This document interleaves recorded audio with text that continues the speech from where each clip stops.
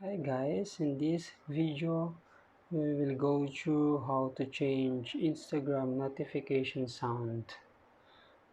Let's open first our Instagram application, then go to our profile, then tap the three horizontal line here and proceed to settings. Then here let's choose notifications, and there is options here, messages. As you can see, it allows you to turn on or turn off your notification, but it will not give you a chance to change your notification sound.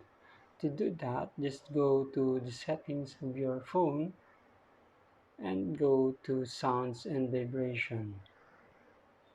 Then scroll down, going to notification tone, then choose a preset notification sound here or a music on your device.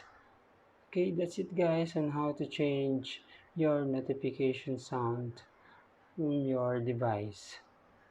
I hope this video helps you a lot. Keep following for more video tips.